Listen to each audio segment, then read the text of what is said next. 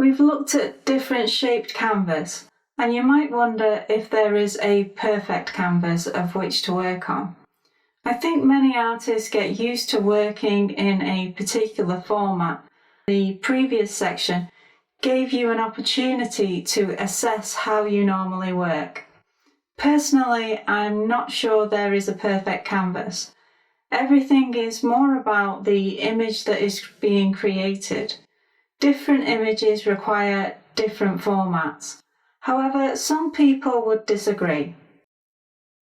What do you think? Is there a perfect canvas? Some golden ratio enthusiasts would suggest that there is.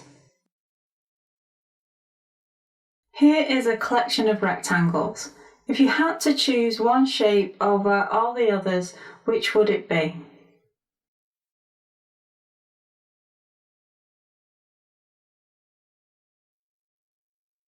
It's been suggested that this rectangle in blue is the most beautiful. When I look at these rectangles, they all seem interesting in their own way. I don't think I could select one rectangle over the others. If I had a piece of artwork in mind, I'd probably be drawn more towards one rectangle than another, but that would be because I'm responding to my planned subject matter, and I would be looking for the rectangle that would be the best fit. That seems like the kind of process suitable for any artist. Why do people say this rectangle is aesthetically superior to the others?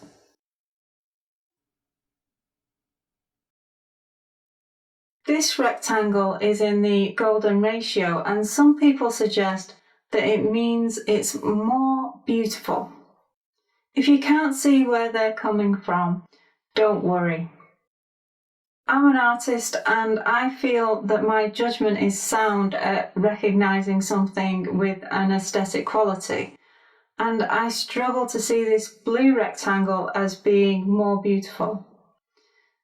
There is a theory behind this idea, although I find myself questioning its validity, because if it was true, I would look immediately at these rectangles and see this one as superior.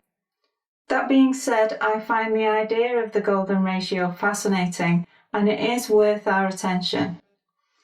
The golden ratio can be found when we divide a line into two parts.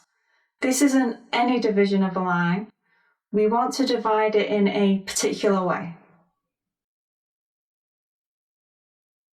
Here is a line. It's 5 units long. We're going to cut it so we have two lines. The longest one will be 3.09 and the other will be 1.91. This might seem like an odd place to divide the line. Before we divided this line up, the whole line was 5 units long. Let's divide the whole length by the longest line that we have now. The longest line is 3.09, so that would be 5 divided by 3.09. When we do this, we get the number 1.618 when it's rounded to 3 decimal places.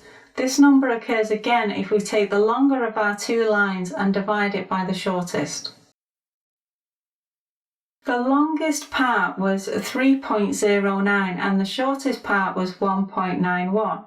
If we divide 3.09 by 1.91, we get 1.618 when it's rounded to 3 decimal places.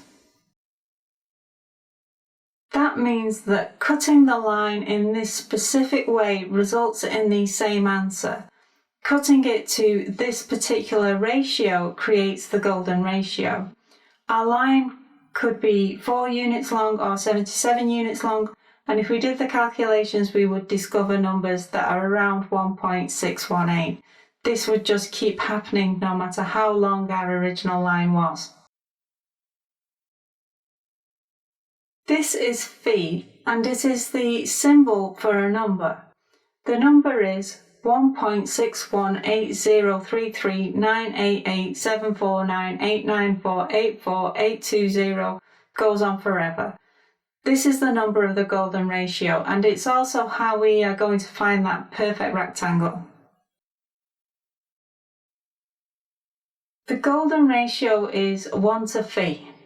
This means the side of the rectangle or canvas would be 1 unit and the other side would be phi units.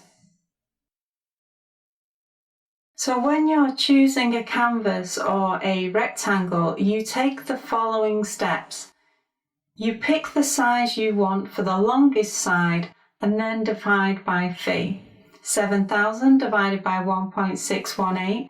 I've rounded the number to 3 decimal places, and that gives me 4326.32888.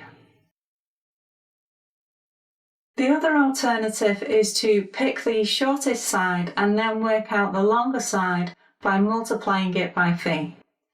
4,000 times phi, rounded to 3 decimal places, is 6,472.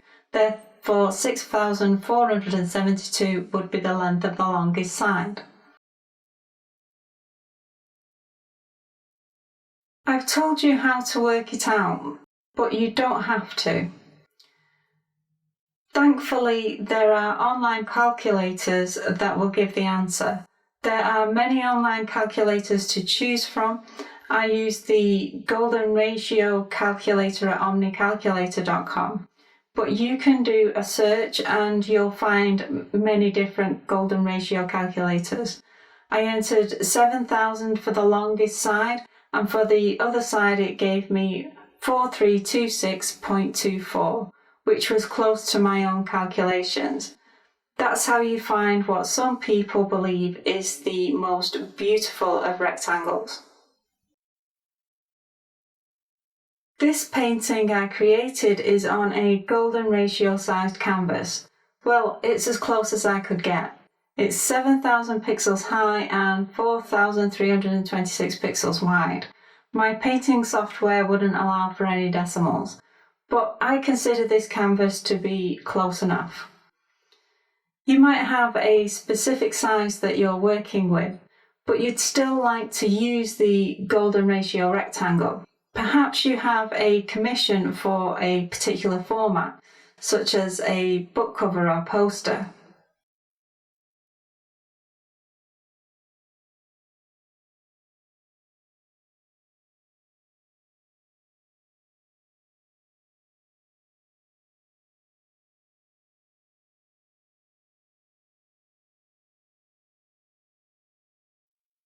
In this image, I've created a golden ratio sized rectangle within another canvas.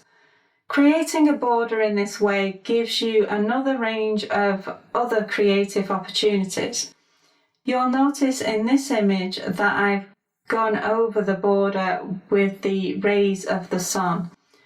I've done this for effect. Borders can be used in so many different ways. Using a border can make the golden ratio format more adaptable to your needs.